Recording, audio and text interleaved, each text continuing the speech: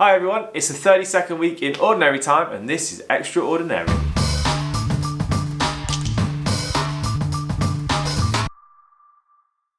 We start the week on Sunday the 10th of November. It's not a feast day on this Sunday, it's just a Sunday in Ordinary Time. However, it is Remembrance Sunday. It's a day when we remember all of those around the world who are at war and also remember those in our families that may have died through war as well. For example, my great-grandfather was in the First World War and he died at the age of 23. And I was lucky enough a couple of years ago to go and visit his war grave, which may appear somewhere around me in a few moments. We start with St. Martin of Tours. Now, he is quite a famous saint for being a kind of soldier, very early on in the church, a Roman soldier, who, upon seeing a beggar, ripped his cloak in half and gave it to the beggar. This was before he'd converted to Christianity. He just wanted the beggar to be warm. Then that night, whilst he was sleeping, he had a vision in which he was giving Christ half of his cloak.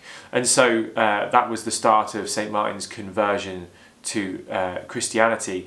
At which point, when he woke up in the morning, the cloak that he had ripped in half was then whole again. Another kind of odd bit of knowledge about St. Martin is that originally Christians around the world would start a period of 40 days of fasting the day after St. Martin's feast day. So they'd have a huge feast celebration on St. Martin's and then have 40 days of fasting after that. And at the end of that, they'd have a celebration as well. And that now is known as Advent. So that's where our kind of Advent tradition comes from. On Tuesday, we're celebrating Saint Josaphat, or Josaphat, who was a bishop and martyr in kind of Polish Lithuania. He died at the hands of an angry mob.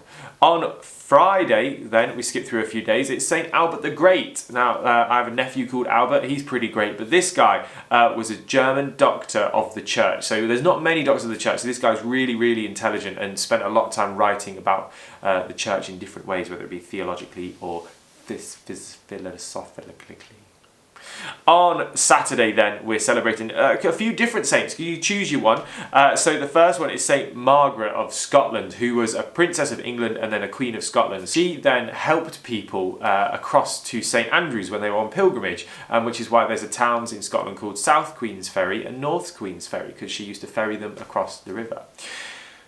Next up is St. Gertrude, so another saint on this Saturday. St. Gertrude of Nivelles, it's in Belgium. She started a monastery over there and was dedicated so much so to the church that she ignored all of the rules at the time and just wanted to dedicate her life to Christ. Finally, St. Edmund of Abingdon. He was the Archbishop of Canterbury in about 1200 and he got on a lot of people's nerves for varying reasons because he was dedicated to keeping strict rules and observances of various things. But he was an incredibly intelligent guy and is celebrated all around the world. He, in particular, actually, is the only saint who has a church dedicated them, which was opened by another saint. This week's theme is individuality. We're all made equal in the eyes of God, but not the same. We all have our own gifts and talents, and we're all significant in that.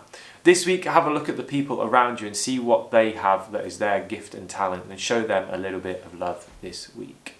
I've been Charles, and I'm sure I'll see you soon.